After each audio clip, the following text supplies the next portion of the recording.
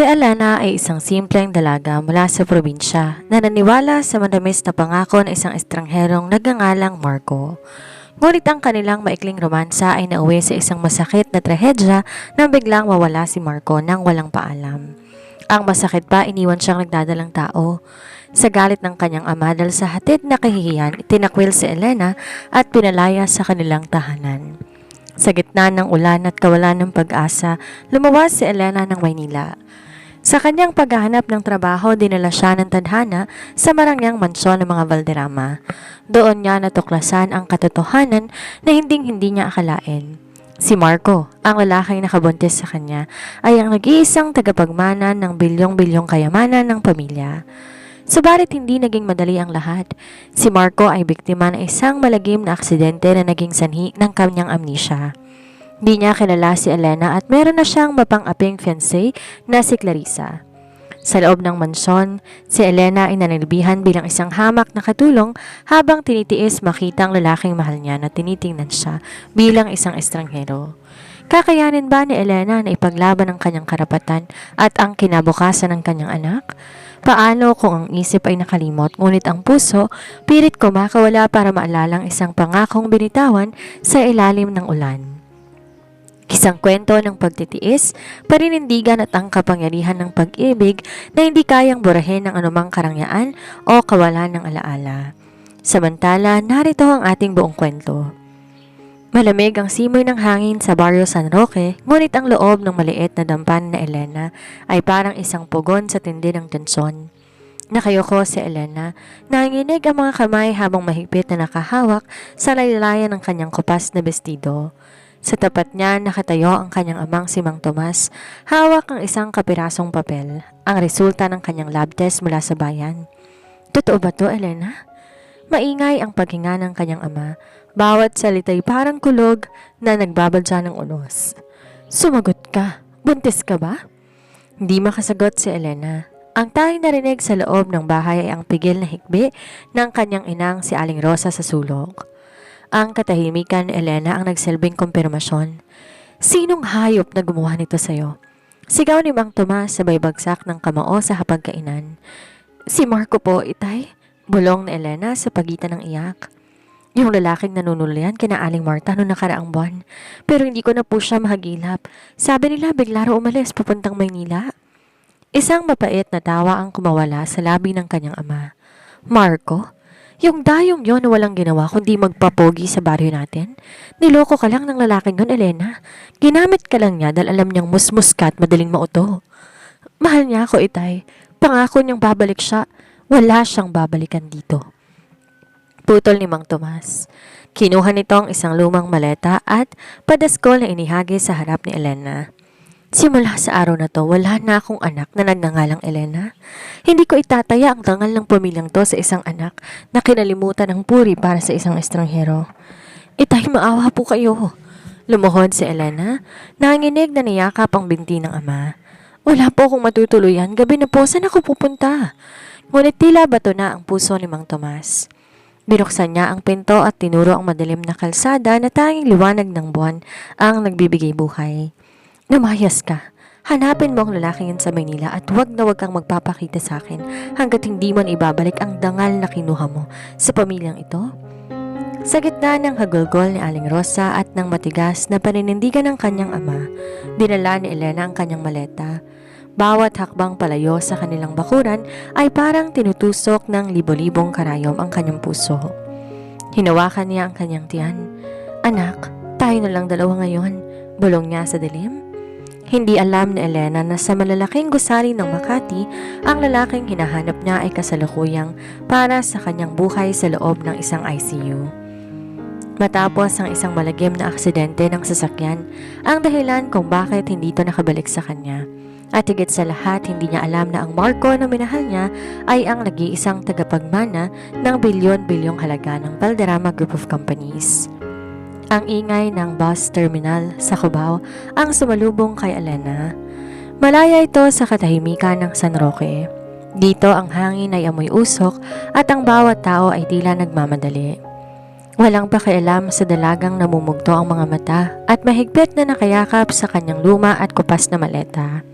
Bitbit ng isang lukot na papel kung saan nakasulat ang pangalang Marco Valderrama at ang huling barangay na nabanggit nito nung sila'y magkasama pa.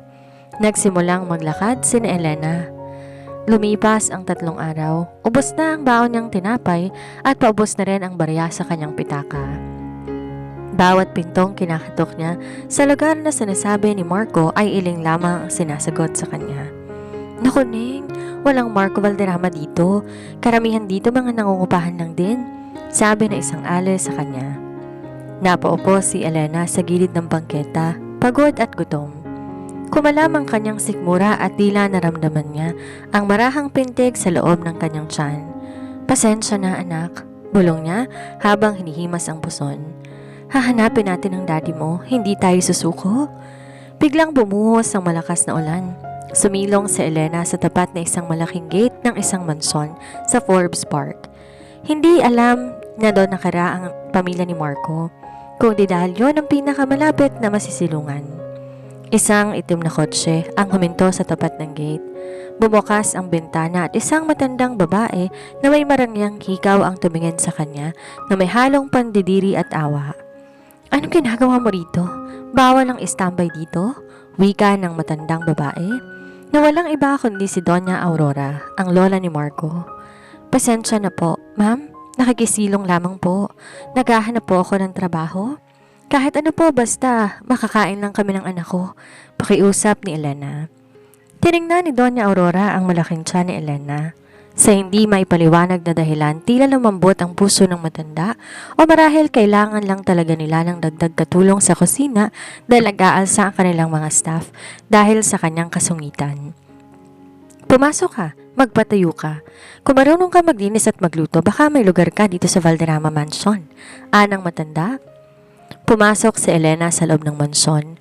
Manghang-mangha siya sa ginto at kristal na makikita niya.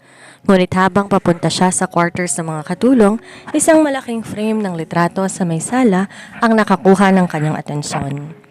Halos mabitawan ni Elena ang kanyang maleta. Ang lalaking nasa litrato na may suot ng toga at nakangiti ng napakagwapo ay ang lalaking nakabuntis sa kanya, si Marco. Mahinang sambit niya. Anong sabi mo? Tanong ng mayordoma ni si Aling Ising. Wala po. Sino pong nasa larawan?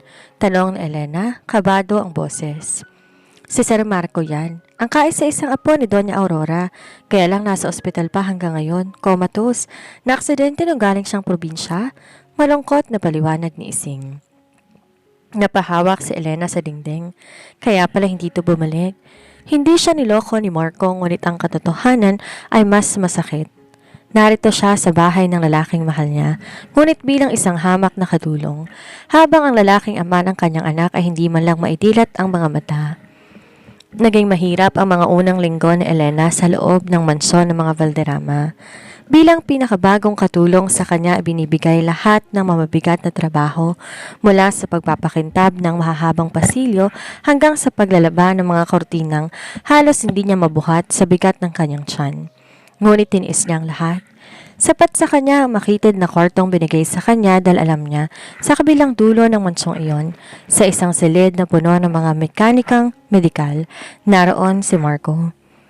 Isang gabi, nang matiyak ni Elena na mahimbing ng tulog ni Doña Aurora at ng ibang mga kasambahay, dahan-dahan siyang naglakad patungo sa west wing ng mansyon. Dito matatagpuan ang silid kung saan inilipat si Marco mula sa ospital upang doon na lamang alagaan ng mga pribadong nurse. Pinihit niya ang pinto, amoy gamot at kalinisan sa loob. Sa gitna ng malawak na silid, nakita niya ang lalaking gabi-gabi niyang napapanaginipan. Marco, bulong niya. Halos hindi lumalabas ang boses. Lumapit siya sa gilid ng kama. Napakagwapo pa rin ito. Ngunit maputla at maraming aparato ang nakakabit sa katawan niya. Hinawakan ni Elena ang malamig na kamay ng binata at dahan-dahan tong tinama sa kanyang lumalaking tiyan. Narito na kami, Marco. Pasensya ka na kung katulong lang tingin nila sa akin dito, pero ang mahalaga, malapit kami sa'yo. Pagikbe ni Elena. Biglang gumalaw ang mga daliri ni Marco. Bahagya, ngunit naramdaman ni Elena ang pitik nito. Nanlaki ang kanyang mga mata. Marco, naririnig mo ba ako? Ang matalas na mata ni Doña Aurora. Hindi alam ni Elena na sa may pintuan nakatayo si Doña Aurora. Nakasilip ang matanda, tinitingnan ang kakaibang kilos ng bagong katulong. Hindi ito pumasok ngunit bakas sa mukha ng matanda ang pagtataka at hinala. Kinabukasan ipinatawag si Elena sa opisina ng Donya. Elena, napapansin kong madalas mong pagpunta sa silid ng apo ko. Diretsahang sabi ng matanda habang humihigop ng tsaa. At napansin ko rin mukhang di ka basta-basta naghahanap ng trabaho. Sabihin mong totoo, sino ang ama ng batang dinadala mo? Napatigil si Elena sa pagpupunas ng lamesa. Alam niyang ito na ang pagkakataon para magsabi ng totoo pero natatakot siya. Paano kung itaboy siyang lalo ng matanda? Paano kung isipin nilang pera lang ang habol niya dahil mayaman sila? Ano po? Isang lalaking nakilala ko lang po sa probinsya? Panginig na sagot ni Elena. Sigurado ka ba? Tilitigan siya ni Doña Aurora ng mapanuri. Dahil ang mga nurse ni Marco, sinabing simula nang pumasok ka ng silid niya, nagpapakita ng reaksyon ng kanyang brainwaves. May kinalaman ka ba rito? Bago pa makasagot si Elena, isang malakas na kalabog ang narinig nila mula sa itaas. Ang tunog ng mga monitor na nagwawala. Ang pasyente, si Sir Marco! Sigaw ng isang nurse mula sa itaas. Nakalimutan ni Elena ang takot. Nauna pa siyang tumakbo kaysa kay Doña Aurora. Pagpasok niya sa silid, nakita niyang nagkikikisay si Marco, isang seizure. Ngunit sa gitna ng kaguluhan, ang mga mata ni Marco ay bahagyang bumukas at tumitig ng diretso sa umiiyak na si Elena. Elena? Isang mahinang ungol ang lumabas sa tuyong labi ni Marco bago to muling nawala ng malay. Nabitiwa ni Doña Aurora ang hawak ng tungkod. Tumingin siya kay Elena pagkatapos ay sa kanyang apo. Anong tinawag niya sa'yo? Naratiling bingi ang paligid matapos sambitin ni Marco ang pangalan ni Elena. Ang tanging naririnig na lamang ay ang mabilis na beep ng heart monitor. Si Doña Aurora tila estatwa sa may pintuan habang si Elena ay nakaluhod sa gitna ng kama, hawak ang nanginginig na kamay ng binata. Matapos pakalmahin ng mga doktor ang kondisyon ni Marco, di na pinatagal ni Doña Aurora ang pagkakataon. Dinala niya si Elena sa kanyang library, isang silid na puno ng matatandang libro at amoy ng mamahaling tabako. Magtapat ka sa akin, Elena. Mariing wika ng matanda. Paano nalaman ng apo ko ang pangalan mo? At bakit gano'n na lang ang reaksyon niya ng kanyang katawan nang makita ka niya? Hindi na kayang magsinungaling ni Elena. Alam niyang ito na ang huling pagkakataon para ipaglaban ang anak niya. Siya po ang ama ng dinadala ko, Doña Aurora. Pag-amin ni Elena habang umaagos sa mga luha. Nagkakilala po kami sa San Roque. Hindi ko alam na mayaman siya. Ang alam ko lang, siya si Marco na nangakong pakakasalan ako. Isang malamig na tawa ang pinakawala ng matanda. Akala mo ba ganun kadali ang magpapaniwala? Maraming babae ang naghahabol kay Marco bago ang aksidente. Paano ko malalaman na hindi ka lang isa sa mga oportunista na gustong kumapit sa yaman ng mga Valderrama? Wala po akong pakialam sa yaman ninyo, gante ni Elena na nagkaroon ng lakas ng loob. Tinakwil ako ng mga magulang ko dahil sa batang to. Nagtiis akong maging katulong dito para lang makasama siya. Kung pera lang ang gusto ko, matagal na akong humingi ng tulong sa inyo nung unang araw pa lang. Dahil sa pagdududa, nag-utos si Doña Aurora ng isang prenatal DNA test. Isang mabilis ngunit mahal na proseso upang malaman kung ang batang nasa sinapupunan ni Elena ay tunay na dugo at laman ni Marco. 3 araw ang lumipas na parang impyerno para kay Elena. Hindi siya pinayagang lumapit sa silid ni Marco. Pinaghinalaan siya ng ibang katulong at pinagbulungan sa kusina. Nang dumating ang puting envelope, pinatawag si Elena sa sala. Naroon din ang abogado ng pamilya. Nanginginig na binuksan ni Doña Aurora ang papel. Probability of paternity, 99.9%. Bumagsak ang balikat ng matanda. Tumingin siya kay Elena. Hindi na may pandidiri kundi may halong pagsisisi at gulat. Dugo nga siya ni Marco. Bulong ni Doña Aurora, ngunit bago pa makalapit si Elena sa matanda upang magpasalamat ay bumukas ang pinto ng mansyon. Isang maganda at eleganteng babae ang pumasok, si Clarissa, ang ex-fiancé ni Marco na galing sa ibang bansa. Lola Aurora, I heard Marco woke up for a second. Masayang bati ni Clarissa sabay tingin ng matalim kay Elena. And who is this servant? At bakit siya umiiyak sa harapan ninyo? Tumayo ng matuwid si Doña Aurora, bagamat gulong-gulo ang isipan. Clarissa, she is Elena and she is carrying Marco's child? Nalaki ang mga mata ni Clarissa. What? That's impossible. Marco would never touch someone like her. Ang revelasyon ng DNA test ay parang bomba na sumabog sa loob ng mansyon. Ngunit kung inaakala ni Elena na magiging madali ang lahat dahil napatunayan ng katotohanan, nagkakamali siya. Ang pagdating ni Clarissa ay nagdala ng bagong unos. Sa loob ng library, nagtagi sa mga bagang ni Clarissa. Bilang anak ng isang mayamang business partner ng mga Valderrama, hindi niya matatanggap na isang katulong lang ang tatalo sa kanya sa puso at sa yaman ni Marco. Lola Aurora, you can't be serious. Asik ni Clarissa. Galing sa kung saang sulok ang babaeng yan. Baka mamaya ginayuma lang yan si Marco na nasa probinsya siya. Ang resulta ng DNA ay hindi nagsisinungaling, Clarissa. Malamig na sambit ng Donya. Tumingin siya kay Elena. Simula ngayon hindi ka na magtatrabaho bilang katulong. Lilipat ka sa isa sa mga guest room sa itaas. Ipapagamot kita sa pinakamagaling na doktor para matiyak na malusog ang apo ko. Pagamat mukhang pabor kay Elena ang desisyon, ramdam niya ang bigat ng tingin ni Clarissa. Isang tingin na nangangako ng panganib. Kinabukasan, sapilitang binihisan si Elena ng mga mamahaling damit. Ngunit sa kabila ng ganda ng kanyang suot, pakiramdam niya isa pa rin siyang bilanggo. Hindi siya sanay sa mga pagkaing inihahain sa kanya at lalong hindi siya sanay sa matatalim na salita na ipinupukol ni Clarissa tuwing hindi nakatingin ng Donya. Magbihis ka man ng sutla, Elena, amoy lupa ka pa rin. Bulong ni Clarissa na magkasalubong sila sa hagdan. Huwag kang kampante. Kapag nagising si Marco at nalamang isang katulong lang nakabuntis sa kanya, siya mismong magtataboy sa'yo. Dahil hindi na siya katulong, mas madalas nang makabisita si Elena kay Marco. Isang hapon, habang binabasahan niya ito ng paborito nilang tula noong nasa probinsya pa sila, naramdaman ni Elena ang isang mahigpit na piga sa kanyang kamay. Marco?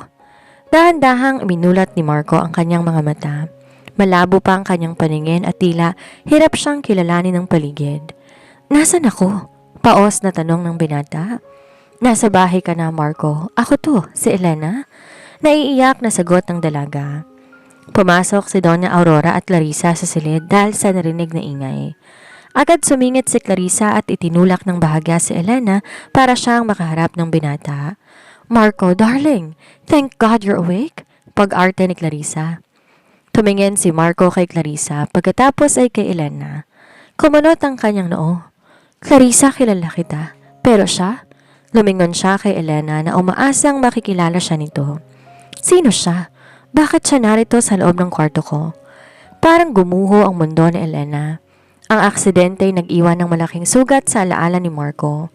Naalala niya ang kanyang buhay sa Maynila, ang kanyang pamilya at si Clarissa, ngunit ang mga buwang inilagi niya sa San Roque at ang pag-ibig nila ni Elena tila binura na isang malakas na hampas ng tadhana. Marco, siya si Elena, ang iyong... Pagpapaliwanag sana sa Doña Aurora pero mabilis nang sumingit si Clarissa. She's just one of the staffs, Marco. Nag-iilusyon lang siya na may ugnayan kayo. Pagsisinungaling ni Clarissa habang nakangiti ng mapait kay Elena. Napahawak si Elena sa kanyang tiyan. Ang sakit ng pagtakwil ng magulang ay wala pa sa kalahati ng sakit na makitang tinitingnan ka ng lalaking mahal mo na parang isang kabuoang estranghero. Bawat salitang binitiwan ni Marco ay parang isang matalim na balisong na humihiwa sa puso ni Elena. Ang mga mata ni Marco na dati puno ng init at paghanga tuwing tinitingnan siya sa ilalim ng puno ng mangga sa San Roque, ngayon ay puno rin ng pagtataka at kawalan ng pakiramdam. Staff? Ulit ni Marco habang nakatingin kay Elena. Kung staff siya, bakit ganyan ang suot niya? At bakit siya umiiyak? Mabilis lumapit si Clarissa at hinawakan ng balikat ni Marco. Tila binabakuran ang kanyang pag-aari. Don't mind her, Marco. She's a special case. Lola Aurora is just being charitable because she's pregnant and claims to have no family. She's a bit delusional. Poor thing. Gusto ni Elenang sumigaw. Gusto niyang ipamukha kay Clarissa ang resulta ng DNA test. Ngunit, pinigilan siya na isang mahigpit na tingin mula kay Doña Aurora. Alam ng matanda, nasa kasalukuyang kondisyon ni Marco ang anumang matinding emosyon o biglang impormasyon ay maaaring magdulot ng panibagong seizure o komplikasyon. Lumabas muna tayo, Elena. Mahinahong utos ni Doña Aurora. Walang nagawa si Elena kundi sumunod. Paglabas ng silid, agad siyang hinarap ng matanda sa pasilyo. Makinig ka, Elena. Sabi ng doktor, retrograde amnesia ang nangyari sa kanya dahil sa trauma sa ulo. Ang huling 6 na buwan bagong aksidente ang nawala sa memorya niya. Yun ang mga buwan na nasa probinsya siya. Ang mga buwan na kasama kanya. Pero Donya, paanong anak namin? Paano ako? Hikbi ni Elena. Parang pinapatay ako tuwing tinitingnan niya ako na parang wala kaming pinagsamahan. Magtiis ka. Matigas na sabi ng matanda. Huwag mong biglain ang apo ko. Hayaan nating ang alaala niya ang kusang bumalik. Sa ngayon, mananatili ka rito bilang isang panauhin dahil sa batang dinadala mo. Pero huwag kang gagawa ng eksena. Samantala, sa loob ng silid, sinumantala ni Clarissa ang pagkakataon. Marco, forget about that girl. Ang mahalaga, gising ka na. Magpagaling ka para maituloy na natin ang plano nating kasal bago ka maaksidente. Kahit nalilito, tumango na lamang si Marco. Ngunit sa tuwing tumatahimik ang paligid, hindi niya maipaliwanag kung bakit ang boses ni Elena ay tila pamilyar na himig sa kanyang pandinig. Isang himig na nagdadala sa kanya sa amoy ng tuyong damo at sariwang hangin ng probinsya. Isang gabi, hindi makatulog si Elena. Nagtungo siya sa kusina para uminom ng gatas. Doon nakita niya si Marco na hirap na naglalakad gamit ang kanyang cane. Sinusubukan na abutin ang isang baso sa counter. Agad na lumapit si Elena para tumulong. Hayaan mo na, Marco. Sir Marco, ako na po. Napatitig si Marco sa kanya. Sa malapitang distansya, sa ilalim ng liwanag ng buwan na tumatagos sa bintana, tila may kumislap sa utak ni Marco. Yung suot mong kwintas. Turo ni Marco sa isang locket na pilak na suot ni Elena. Pamilyar sa akin yon. Yon ang kwintas na binigay ni Marco sa kanya bago to umalis ng San Roque. Isang mamurahing alahas na binili nito sa palengke, malayo sa mga diamanteng nakasanayan ng mga Valderrama. Ito po ba? Hawak ni Elena sa locket. Sabi niya po noon, tanda ito ng pangako ninyo. Lalapit sana si Marco para hawakan ang kwintas nang bigla bubukas ang ilaw. Naroon si Clarissa, nandilisik ang mga mata. Elena, what are you doing with my fiancé in the middle of the night? Nagulantang ang katahimikan ng kusina sa matinis na boses ni Clarissa. Mabilis tong lumapit at pumagitna sa dalawa, tila isang gwardyang handang manakmal. I'm just helping him with the water, Clarissa. Depensa ni Elena, habang mabilis na itinatago ang locket sa loob ng kanyang damit. May mga nurse na gagawa niyan, Elena. Huwag mong gamitin ang pagbubuntis mo para lang lumandi sa fiancé ko. Bulyaw ni Clarissa. Lumingon siya kay Marco na may kasamang pilit ng ngiti. Darling, let's go back to your room. Baka mapano ka pa rito. Nalilito man ay nagpatianod si Marco, ngunit bago siya tuluyan makalayo, lumingon siya kay Elena. May kung anong tanong sa kanyang mga mata na hindi niya mabigkas. Dahil sa takot na muling bumalik ang alaala ni Marco, kinausap ni Clarissa si Doña Aurora kinabukasan. Lola, hindi makakabuti kay Marco ang presensya ng babaeng yan. We need to take him to Tagaytay. Our estate there is quiet, away from the stress, and away from her. Mungkahi ni Clarissa.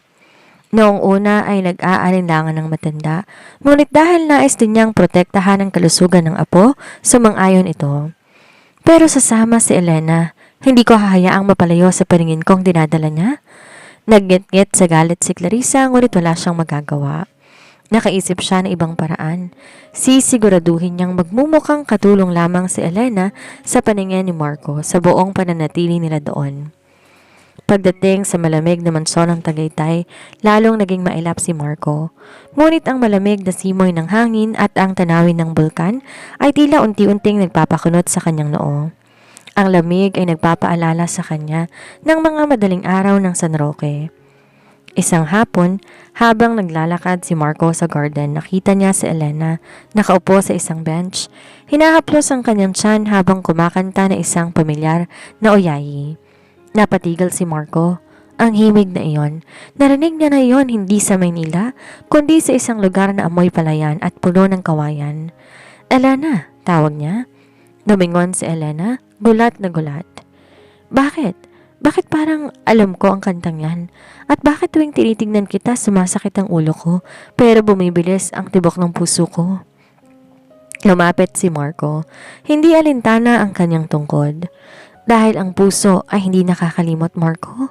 Kahit ang isip ay madaya, ang nararamdaman mo ay totoo? Matapang na sagot ni Elena. Ang flashback. Biglang humihip ang malakas na hangin at sa isang iglap, isang imahe ng kislap na dumaan sa isipan ni Marco. Isang dalagang nakasuot ng puting bestida. Tumatawa sa ilalim ng ulan, isang maliit na dampa at isang pangako. Aray! Napahawak si Marco sa kanyang sentido. Napalhod siya sa damuhan. Marco! Dinalohan siya ni Elena. Sa pag-aalala, nayakap niya ang binata. Ayos ka lang ba? Huwag mong pilitin. Sa puntong iyon, dumating si Clarissa kasama ng ilang bodyguards. Get away from him. Anong ginawa mo sa kanya?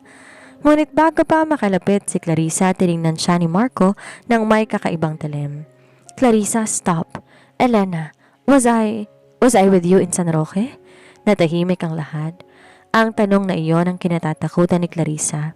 Ang tanong ni Marco ay parang isang lamat sa pader na pilit binuo ni Clarissa. Nanlamig ang kamay ng socialite, ngunit hindi siya papayag na matalo ng isang babaeng galing sa putikan. San Roque?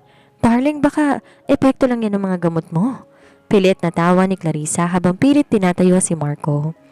Wala ka namang kinalaman sa probinsyang yon. Business trip ang pinuntahan mo bago ka maaksidente, remember? Lumingon si Marco kay Elena, tila naghahanap ng kumpirmasyon.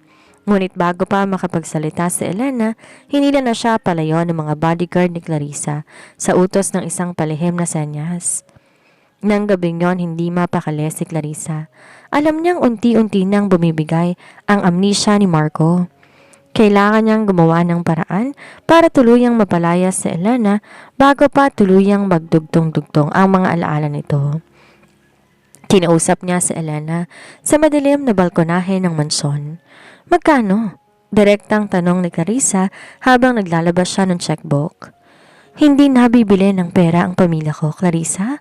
Matigas na sagot ni Elena. Pamilya? You mean that bastard in your womb? Panguuyam ni Clarissa. Makinig ka, Elena. Kahit maalala ka ni Marco, hindi ka tatanggapin ang lipunang ginagalawa namin. Magiging kahiya-hiya lang ang anak mo. Kunin mo ang 5 milyon na to, umalis ka, at magsimula ka ng bagong buhay sa ibang probinsya. Hindi ko ipagpapalit si Marco at ang anak ko para sa pera mo. Dahil hindi nakukuha sa santong dasalan, dinala ni Clarissa ang laban sa santong paspasan. Kinaumagahan habang wala si Doña Aurora dahil bumisita sa isang kaibigan sa kabilang subdivision, inutusan ni Clarissa ang isang katulong na bayaran niya para ilagay ang kanyang mamahaling kwintas ng brilyante sa gamit ni Elena. Pagkatapos ng ilang oras ay nagkunwari si Clarissa na nagkakagulo. My necklace, it's missing. That was worth 3 million pesos? Sigaw niya na sadyang ipinarinig kay Marco na noon ay nagpapahinga sa sala. Agad pinatawag ang lahat ng staff kasama si Elena. Sa harap ni Marco, pinahalagog ni Clarissa ang bag ni Elena. Doon sa ilalim ng mga damit ng sanggol na itinatahi ni Elena, kuminang ang kwintas. I knew it! Duro ni Clarissa. Hindi lang pala siya ambisyosa. Magdanakaw pa. Marco, look, ito ba ang babaeng pinagkakatiwalaan mo? Napatayo si Marco, gulat at may halong pagkadismaya. Elena, totoo ba to? Hindi ko alam kung paano napunta yan dyan, Marco. Maniwala ka sa akin, hindi ko magagawa yan. Pagmamakaawa ni Elena habang tumatagaktak ang luha. Lola is not here, so I am in charge. Matigas na sabi ni Clarissa. Get your things and leave this house, Elena, or else itatawag ko to sa pulis. Ayaw mo naman manganak sa loob ng kulungan, di ba? Tumingin si Elena kay Marco. Umaasang ipagtatanggol siya nito. Ngunit si Marco ay nakahawak lang sa kanyang ulo, tila nalilito at nahihilo sa gulo ng paligid. Ang pagdudugta sa kanyang mga mata ay sapat na para durugin ang puso ni Elena. Hindi mo na kailangang tumawag pa ng pulis, sabi ni Elena na may dignidad sa kabila ng paghikbi. Aalis ako pero tandaan mo to, Clarissa. Ang katotohanan ay parang tubig. Lilitaw at lilitaw yan kahit anong lalim pang ibaon mo. Dala ang kanyang luma at kupas na maleta. Ang parehong maleta nung itinaboy siya ng kanyang ama. Lumabas si Elena sa malaking gate ng mansyon sa gitna ng malakas na ulan sa Tagaytay. Ang bawat patak ng ulan sa Tagaytay ay tila ba karayom na tumutusok sa balat ni Elena. Habang naglalakad siya sa madilim at madulas na kalsada pababa ng bundok. Ang tanging nagbibigay sa kanya ng lakas ay ang marahang sipa ng sanggol sa kanyang sinapupunan. Kaya natin to, anak. Kakayanin natin. Bulong niya. Kahit ang totoo, hindi niya alam kung saan siya pupunta. Samantala, sa loob ng mainit na mansyon, hindi makapakali si Marco. Nakatayo siya sa harap ng bintana, pinapanood ang bagsik ng ulan. May kung anong mabigat sa kanyang dibdib na hindi niya maipaliwanag. Darling, uminom ka ng gamot mo para makapagpahinga ka na. Malambing na sabi ni Clarissa, sabay haplos sa kanyang braso. Ngunit tinabig ni Marco ang kamay nito. Hindi ko maintindihan, Clarissa. Bakit pakiramdam ko may mali? Isang babaeng buntis, pinalayas mo sa gitna ng gantong bagyo dahil sa isang kwintas? Magnanakaw siya, Marco. She deserves it. Biglang humataw ang isang malakas na kulog. Kasabay nito, isang matalim na sakit ang gumuhit sa utak ni Marco.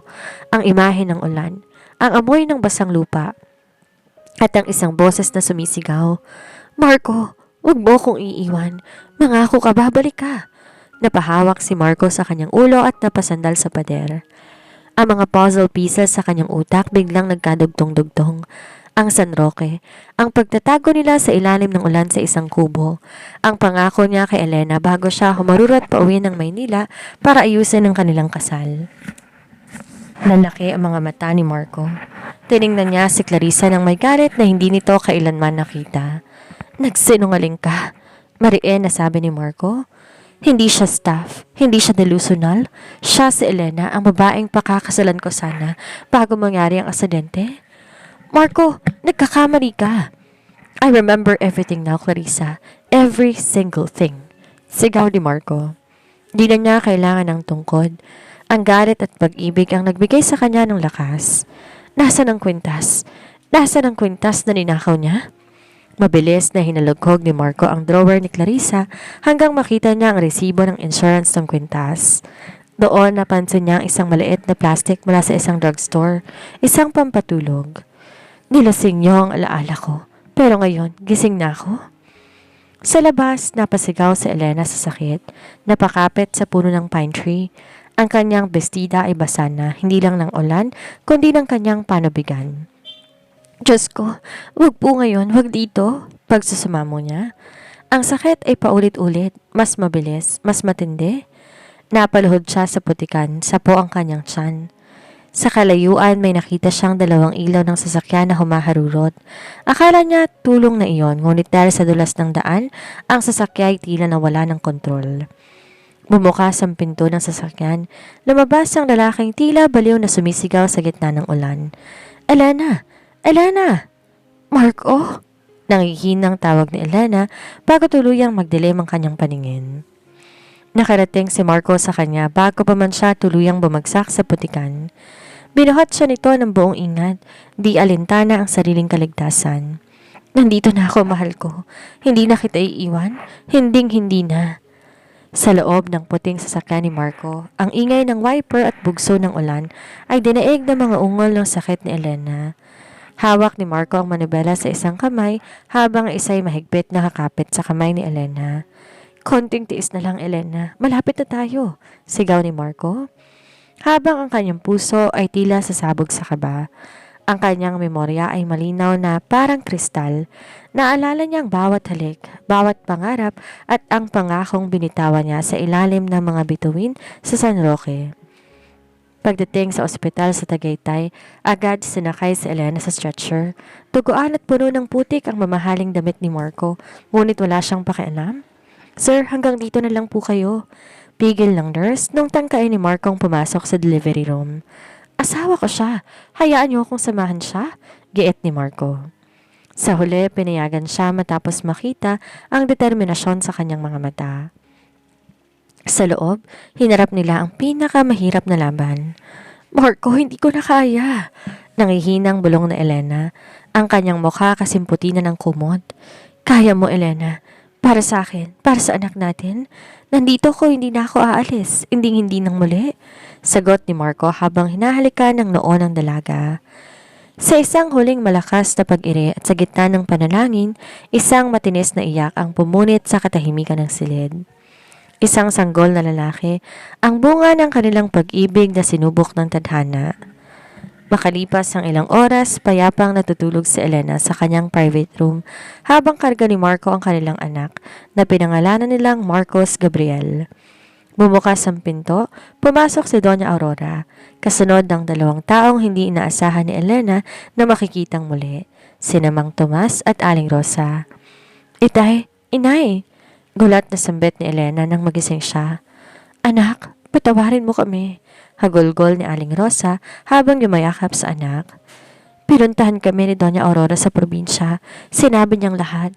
Napakagago ko para itakwil ka, Elena. Dugtong ni Mang Tomas na ang mga mata ay puno ng pagsisisi. Tumingin si Doña Aurora kay Marco at Elena. Nalaman kong lahat ng ginawa ni Clarissa. Pinalayas ko na siya sa mansyon at hinarap na siya ng ating mga abogado para sa kasong theft at slander. Patawarin niyo ako kung naging bulag ako sa simula. Nang lumabas lahat para bigyan ng pagkakataon ng mag-asawa, lumapit si Marco sa gilid ng kama ni Elena. Nilabas niya ang pilak na lock na kinuha niya mula sa bulsa ni Elena kanina.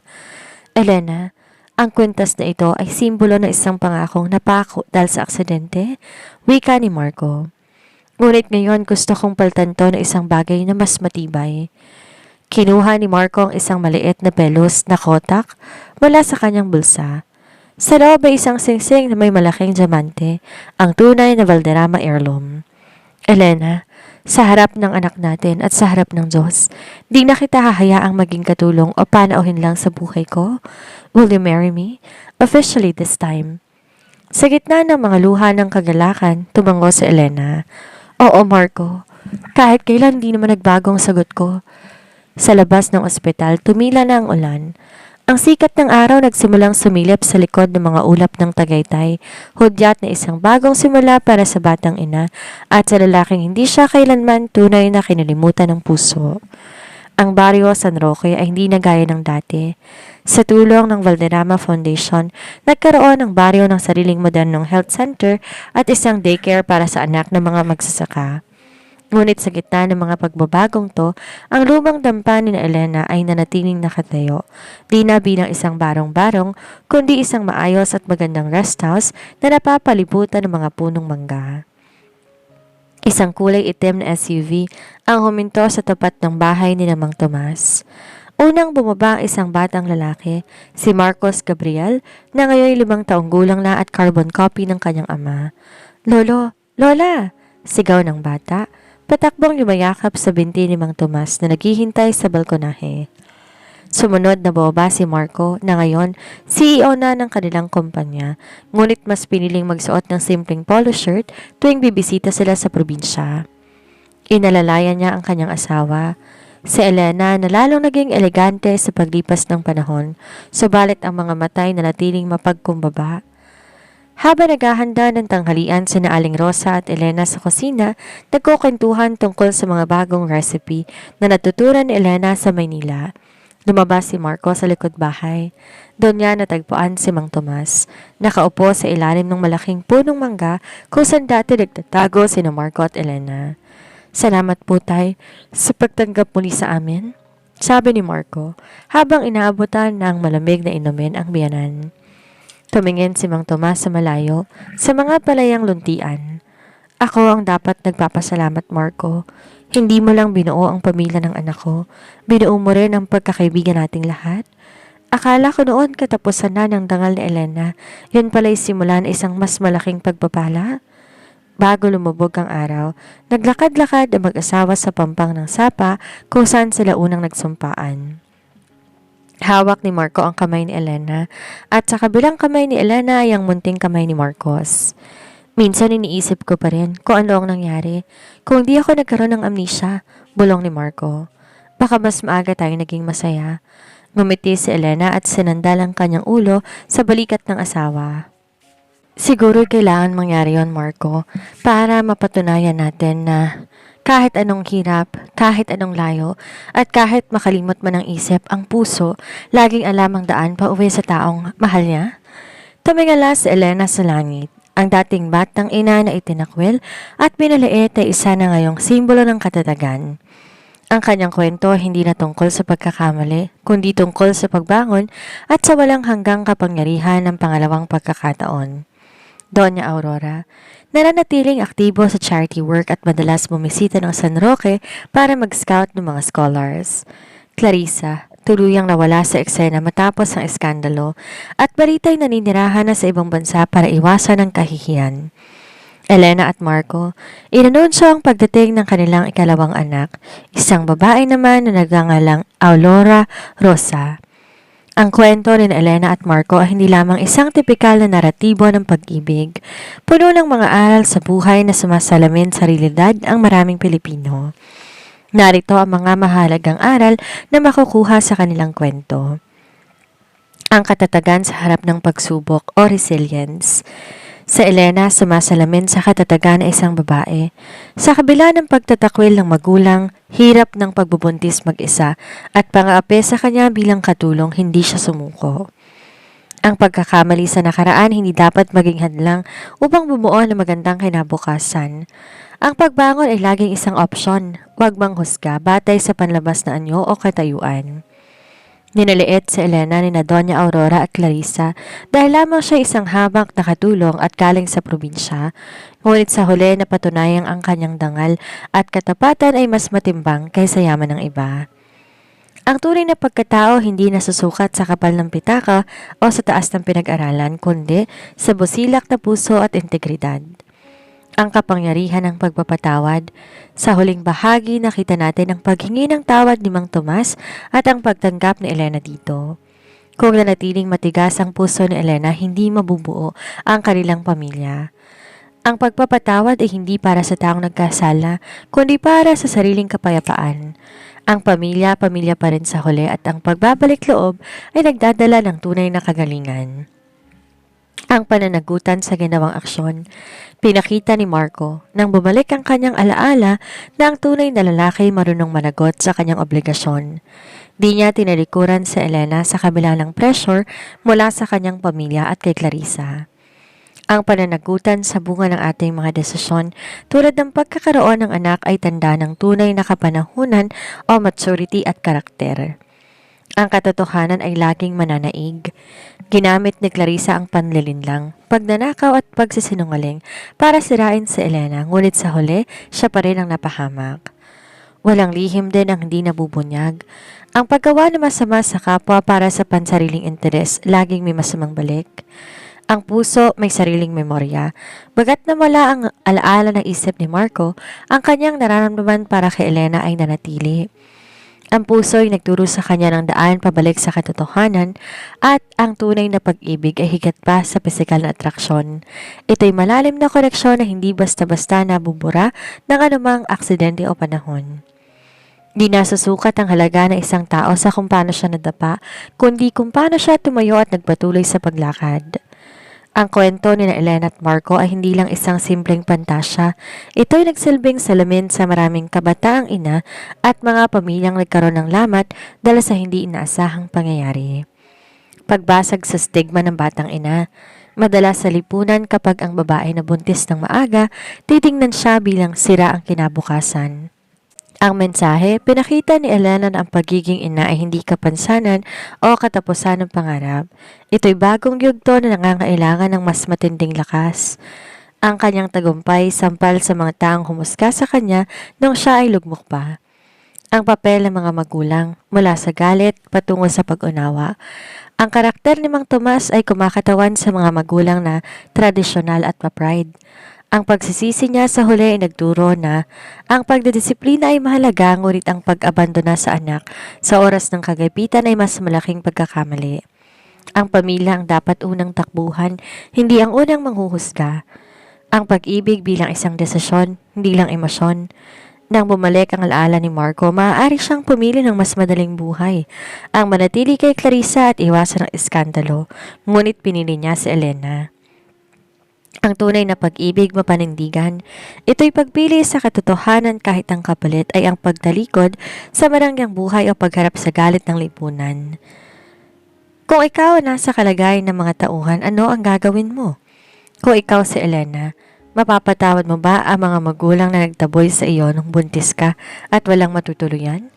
Kung ikaw si Mang Tomas, mas pipiliin mo ba ang dangal ng iyong pangalan kaysa kaligtasan na sarili mong anak? Kung ikaw si Doña Aurora, paano mo itatamang iyong pagkakamali matapos mong malaman na nahusgahan mo ang isang tao ng mali? Ang buhay ay parang isang kwento. May mga kabanatang mapait, may mga pahinang punong-puno ng luha. Pero gaya ni Elena, tayo ang may hawak ng panulat. Pwede nating tapusin ang kwento ng may tagumpay, basta't huwag tayong bibitiw sa ating dangal at pananampalataya. Hanggang sa muli, lubos po ako nagpapasalamat sa walang sawang suporta sa aking munting channel. Mag-iingat po kayong lahat palagi.